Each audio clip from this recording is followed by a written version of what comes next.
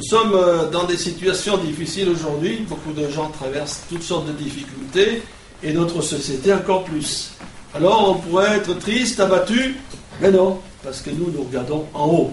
Si nous regardons ici bas, c'est problème sur problème, difficulté, mais lorsqu'on regarde en haut, on sait que le Seigneur est assis à la droite de Dieu et qu'il veut nous bénir. Alors je ne sais pas quels sont vos besoins. Certains cherchent Dieu, et c'est une bonne chose, parce qu'il faut le chercher. Même quand on le connaît, on ne le connaît jamais assez, il faut toujours aller de l'avant. D'autres ont besoin de secours, d'une aide. Et la parole de Dieu nous dit ceci, eh bien, frappez, et il vous ouvrira, venez à moi, vous tous qui êtes fatigués et chargés, et je vous donnerai du repos. Ça, c'est des promesses de Dieu, et elles sont véritables. Alléluia. On les a vécues. On pourrait vous parler pendant des heures, chacun d'entre nous d'ailleurs, de ce que le Seigneur a fait dans notre vie. C'est des choses merveilleuses et extraordinaires. Et là, donc aussi, dans cette parole, il y a des promesses. Alors, quand vous lisez la Bible, le Nouveau Testament, la Bible en entier, soulignez ces promesses, elles peuvent vous être utiles. Et puis, il y a la vie d'hommes et de femmes, comment ils ont eu la foi. C'est important de savoir comment des hommes et des femmes ont eu la foi. Et aujourd'hui, je vous invite à lire dans l'Évangile, dans les Actes des Apôtres, au chapitre 10. Voilà, chapitre 10, il y a un beau récit, on ne lira pas tout parce que c'est assez long, et on reviendra là-dessus. Et le titre de ce récit, c'est « L'Évangile parvient aux païens, Corneille invite Pierre chez lui ». Alors je dirais simplement, ceux qui n'ont pas l'habitude écoutent simplement, ceux qui ont la Bible pour la lire. Alors, il y a des Apôtres, chapitre 10, voilà ce qu'il est dit. Il y avait à Césarée un homme nommé Corneille, centenier dans la cohorte dite italienne. Cet homme était pieux et craignait Dieu avec toute sa maison. Il faisait beaucoup d'aumônes au peuple et priait Dieu continuellement. Formidable, hein? Il priait Dieu continuellement. Voilà, c'est un homme qui craignait Dieu. Ah, c'est bien lorsqu'on craint Dieu. C'est pas qu'on a peur de Dieu, mais on désire lui être agréable. Alors, cet homme, on ne sait pas son passé, il était italien. La situation, c'est que l'armée romaine était là, envahissait le peuple d'Israël, et lui, c'était le chef qui commandait les soldats. Donc, c'était une période de guerre. Alors, la guerre, c'est pas toujours des choses bien intéressantes, et pourtant, cet homme, en dehors de cette guerre, eh bien, lui, sa priorité, c'était qu'il priait. Il craignait Dieu. Et Dieu soit béni, si vous craignez Dieu, c'est bien, parce que Dieu va vous bénir. Et pas seulement lui, toute sa maison. Ah, il avait une influence. Sa femme, ses enfants, ses serviteurs, je l'imagine, tout le monde craignait Dieu. Et il faisait beaucoup d'aumônes. Ça, c'est bien. Il avait non seulement un regard sur Dieu, mais un regard sur les autres et les pauvres. Déjà, à l'époque, il y avait des pauvres. Remarquez, il y a toujours eu des pauvres. Aujourd'hui, il y en a encore plus. Mais lui, il prenait conscience. Il y a des pauvres. Et comme il était chef de l'armée, il avait peut-être une bonne situation. Et il aidait les pauvres. Et il priait Dieu continuellement. Formidable. Hein, c'est extraordinaire. Rien que ça, de voir un homme, quelle intensité il avait avec Dieu. Vous savez, si vous êtes comme cet homme, eh bien, il va se passer des grandes choses. Parce que pour cet homme, il s'est passé des grandes choses. Et chaque fois que Dieu voit un homme, une femme, un enfant aussi, un enfant, qui cherche Dieu de tout son cœur, Dieu bénit.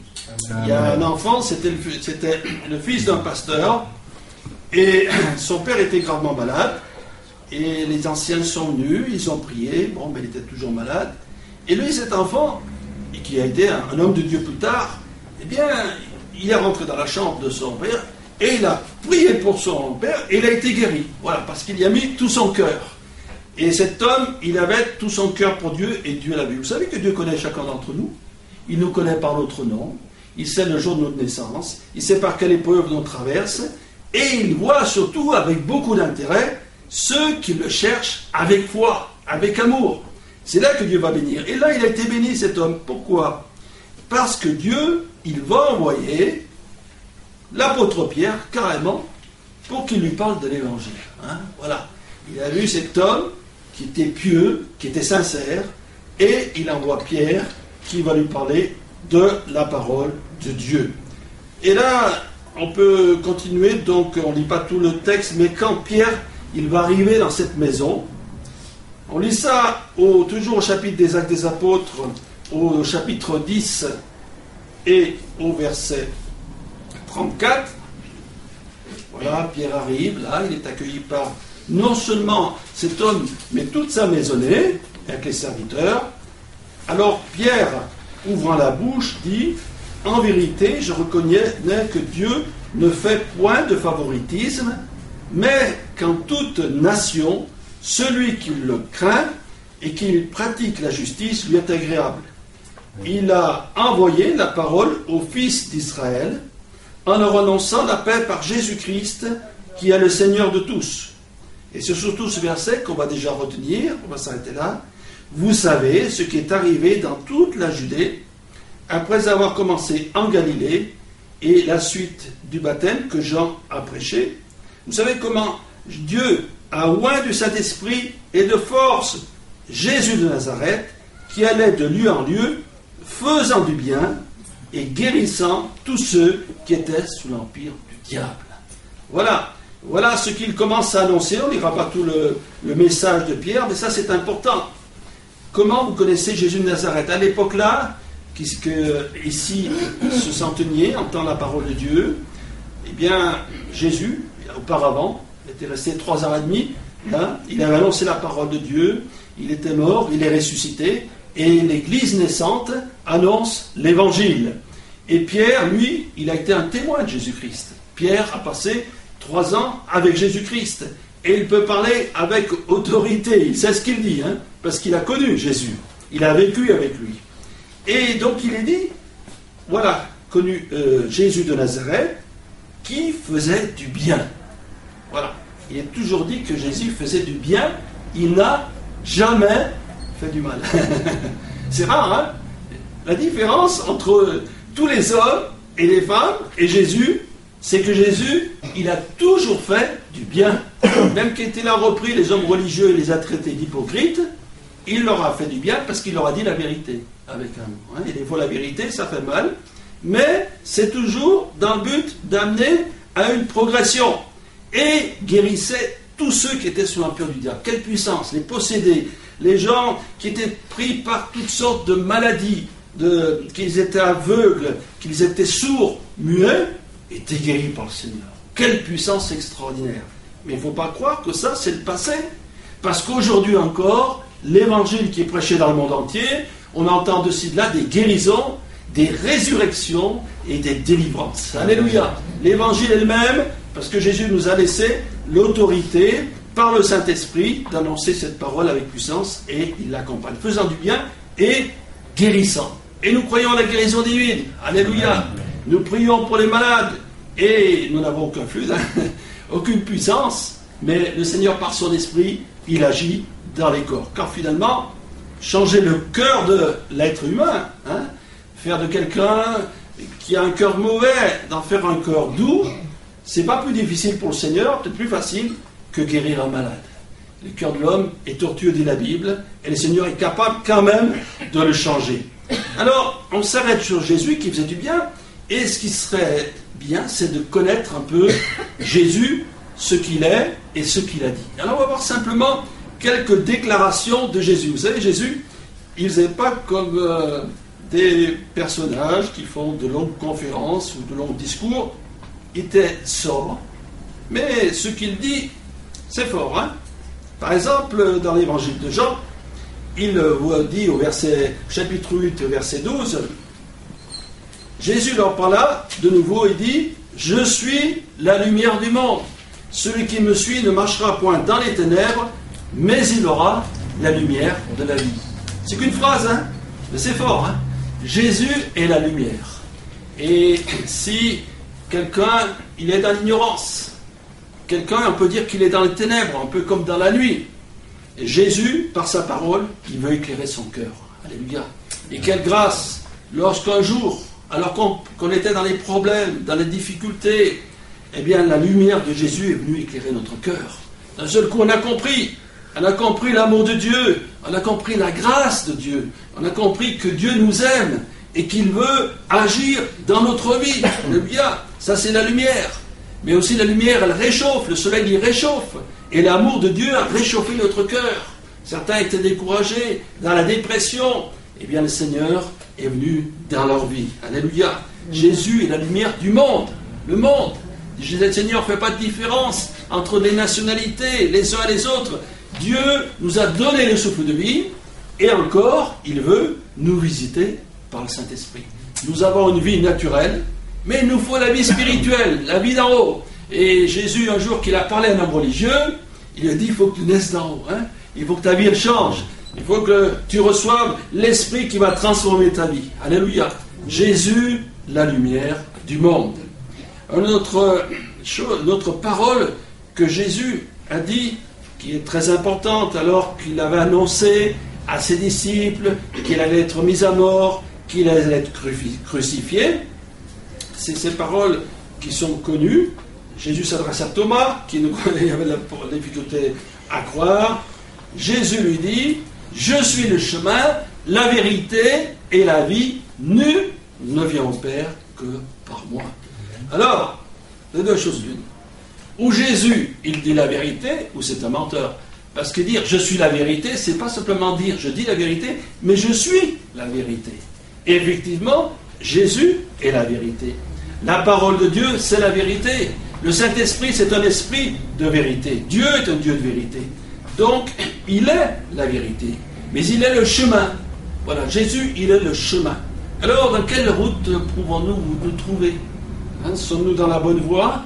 Ou devons-nous changer de direction? On est dans les ronds-points, maintenant c'est pratique les ronds-points, parce qu'il n'y a pas de feu, donc on peut facilement prendre une direction ou une autre. Et parfois, quelqu'un est à la croisée du chemin. Il a une décision à prendre. Il a vraiment une opportunité qui se présente à lui. C'est les soldes par moment, et quand c'est les soldes, je n'ai pas été à l'ouverture des magasins, mais il y a une ruée là, il y a une ruée, les gens courent dans le magasin, c'est comme si c'était, je ne sais pas quoi, si on leur donnait une fortune, parce que c'est les soldes, des choses importantes. Eh bien, dans la vie, il y a des moments où Dieu a préparé de bonnes choses pour nous. Dieu a des projets pour nos vies, projets de paix, non pour malheur. Et dans ces moments-là, il faut saisir l'occasion. Il faut saisir l'occasion et dire, Seigneur Jésus, tu parles à mon cœur, eh bien maintenant je changeais de direction. Voilà, j'étais sur une mauvaise voie, j'avais des mauvaises compagnies, je sombrais dans l'alcool, dans toutes sortes de vices et de passions. Et là, quelqu'un pourrait me dire, eh bien j'entends la voix du Seigneur. J'entends qu'il me propose quelque chose là. Il faut que je me décide parce que c'est important. Jésus est le chemin qui part d'ici-bas, de notre situation la plus misérable soit-elle, parce que Jésus ne va pas nous prendre, même si on est super, on est dans n'importe quel problème. Le brigand sur la croix n'était pas dans une bonne situation. Et pourtant, Jésus lui a dit, tu seras avec moi dans le paradis. Il nous prend là et il veut nous conduire dans le ciel. Et dans la mesure où je vais suivre le Seigneur, je suis sûr d'aller au ciel. Amen. Et nous, c'est ce qu'on veut.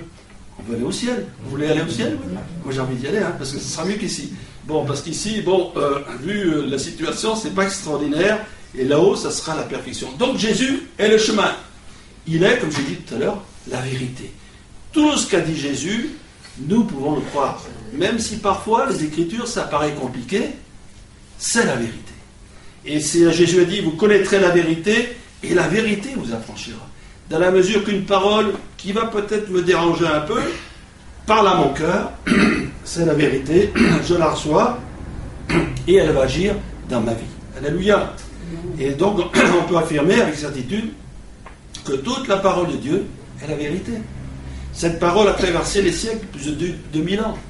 Et elle est toujours d'actualité, parce qu'elle correspond aux besoins de l'être humain. La preuve, c'est que dans le monde entier, il y a de toutes les nationalités, même de toutes les tribus, des hommes croient en l'Évangile, en Dieu et en Jésus-Christ. Et il est la vie. Voilà, la vie d'en haut, la vie spirituelle. Jésus, il est la vie. Maintenant, on va prendre un autre texte bien connu. C'est surtout dans l'Évangile de Jean que ces textes sont retenus. Vous les connaissez dans l'Évangile de Jean, chapitre 10, par exemple. Et au verset 11, voilà ce que Jésus nous dit comme parole. Je suis le bon berger donne sa vie pour ses brebis. Alors l'image du berger, elle est belle, surtout quand c'est des brebis. Des brebis, c'est des animaux sans défense qui se mettent ensemble en groupe. Et s'il n'y a pas le berger, les bêtes féroces peuvent attaquer le troupeau. Et ces brebis sont en danger. Et nous sommes semblables à ces brebis. Alors peut-être que ça ne plaît pas qu'on nous compare à des brebis, mais Jésus, lui, l'a fait. Voilà. Jésus l'a fait. Et lui, il est le bon berger. Il est bon envers ses brebis. Un bon berger, il va conduire les brebis dans les verts pâturages, dans des endroits où il y aura une bonne nourriture. Et Jésus, il va nous conduire où c'est bien, où on sera dans la paix, dans l'amour, dans la joie. On ne sera peut-être pas riche, c'est pas d'importance, mais on sera heureux. Parce que Jésus va nous remplir de sa paix, de sa joie, de son amour. Il est bon, le Seigneur. Il prend soin. S'il voit une brebis, le bon berger qui souffre de la patte, il va la prendre, il va peut-être la mettre sur ses épaules, il va l'amener à la bergerie, il va la soigner. Voilà. Et le Seigneur, il prend soin de nous. Le Seigneur, il nous conduit nos vies. Et on voit à travers nous qui avons marché dans le Seigneur depuis des années, combien de fois le Seigneur est intervenu. Alors qu'on était peut-être en danger. Il y a ce témoignage d'un homme qui était marocain. Il était dans l'armée. Et j'ai entendu, c'est une convention de pasteurs en Suisse. Et là, il conduisait un GMC, c'était les camions assez gros, là, difficiles à conduire. Et il a pris un chemin, parce que ces camions vont dans tout terrain, et les freins ont lâché. Il a fait « Jésus !» Il a crié, le camion s'est arrêté. Dieu a envoyé ses anges. Quelque chose d'extraordinaire, cet homme s'est converti, c'est un pasteur.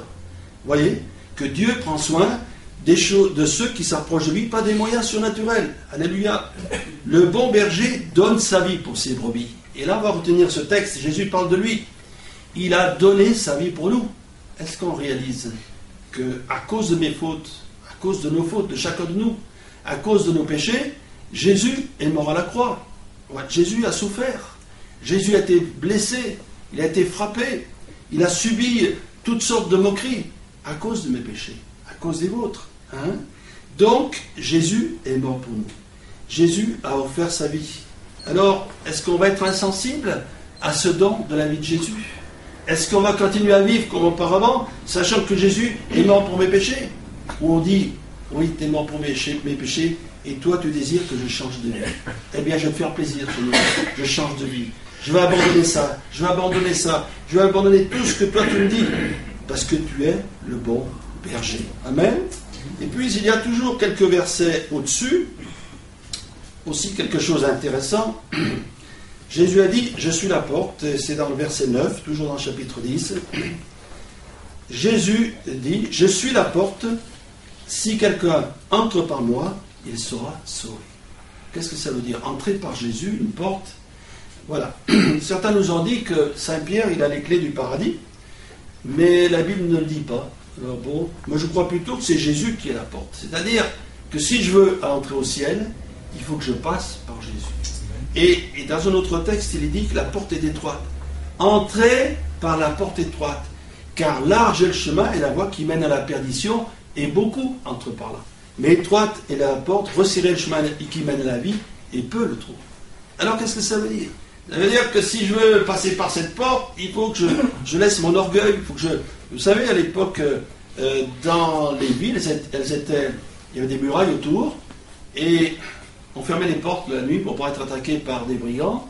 Et il y avait une toute petite porte en forme d'aiguille, et ceux qui arrivaient en retard, ils pouvaient passer avec leurs chameaux, mais il fallait qu'ils déchargent les chameaux et qu'ils passent à genoux. Voilà, c'était très étroit. Et bien de la même manière, c'est étroit, l'évangile, c'est vrai. Dans ce sens qu'il faut abandonner son péché, sa misère, ses passions, l'alcool et tout les péchés que vous pouvez connaître, si on veut aller au ciel. Voilà. Et si quelqu'un dit je peux pas, ben si tu peux, cher ami, tu peux, si tu veux. Voilà. Il faut vouloir, il faut désirer, il faut dire Seigneur, moi tu vois, tu es à tel point que tu me dis dans ta parole, j'y arrive pas. Mais moi je veux vraiment. Vous savez que dans la Bible, les mots sont très forts. C'est aimer ou haïr, froid ou bouillant. Il n'y a pas entre les deux.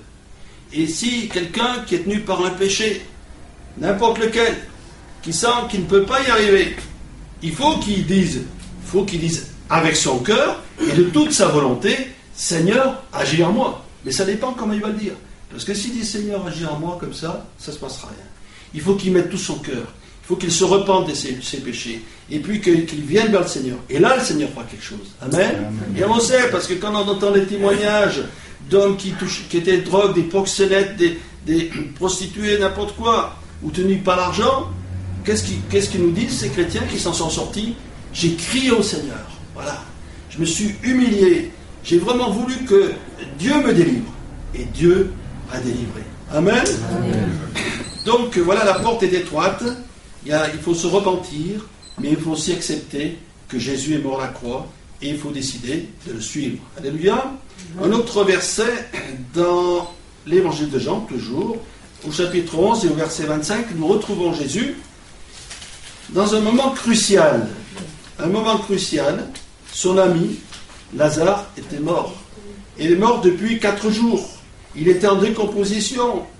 Et pourtant, Jésus va ressusciter ce mort. Amen. Et il va dire à Marthe et à Marie ceci. Jésus lui dit, je suis la résurrection et la vie. Celui qui croit en moi vivra quand même, il sera mort. Ah, que c'est bon passage. Hein. Je suis la résurrection et la vie. Jésus lui-même a prouvé qu'il était la résurrection. Il a ressuscité déjà la fille de Jairus. Voilà une fille qui était morte. Jésus est entré, il a fait sortir la foule, les pleureuses, avec Pierre, Jacques et Jean, et il a dit, jeune fille, lève-toi. Et elle est revenue à la vie. Jésus aussi a guéri le fils de l'aveugle de Naïn. Voilà une femme qui était accablée, qui était vraiment abattue. Son mari était mort, son fils unique était mort. Et Jésus s'approchait du cercueil, et il a dit, lève-toi. Et ce jeune homme est ressuscité. Et là aussi, Jésus, il va aller vers le tombeau de Lazare qui était mort depuis 4 jours. Il va faire rouler la pierre et il va dire, Lazare, sors. Lazare, lève-toi. Je ne m'en rappelle plus. Mais enfin, il a dit de sortir. Et voilà cet homme qui est ressuscité. Et Jésus lui-même est ressuscité d'entre les morts. Beaucoup de gens ne croient pas que Jésus est ressuscité. Oui, Jésus est ressuscité d'entre les morts. Et d'abord, il était obligé de ressusciter parce qu'il n'a jamais péché et il nous montre la voie de la résurrection. Alors qu'est-ce que ça peut m'apporter, la résurrection? C'est très simple. Si Jésus est ressuscité, si je mets ma foi en lui, de tout mon cœur, eh bien je ressusciterai. Mais pourquoi? Eh bien pour aller au ciel, bien sûr, pour avoir la vie éternelle, pour vivre éternellement avec le Seigneur, avec le Seigneur est bon. Amen. Il veut aussi nous entraîner dans sa victoire. Jésus a chassé le diable, Jésus a vaincu Satan lorsqu'il est ressuscité d'entre les morts. Alors là, nous avons vu simplement quelques points. Hein, et en ce qui concerne ce centenier romain qui a invité Pierre, là, eh bien, lorsque il a prêché l'évangile, Pierre, il y a eu l'action du Saint-Esprit et ils se sont convertis. C'est tout simplement. Je peux me convertir maintenant, il n'y a pas besoin d'attendre 5 ou 10 ans. Dans la mesure où je réalise que j'ai besoin de Jésus, que je réalise que Jésus est mort à la croix pour mes péchés, qu'il est ressuscité, et que je veux changer de vie. Je ne veux plus accepter mes péchés, mes travers. Jésus, tu vois, certains ne dorment pas la nuit, ils sont, on peut dire, tourmentés par leurs péchés. C'est pas la peine de se tourmenter. Seigneur, délivre-moi de ce péché, brise mes chaînes, Seigneur. Mais il faut venir dans un esprit d'humilité et de repentance. Amen.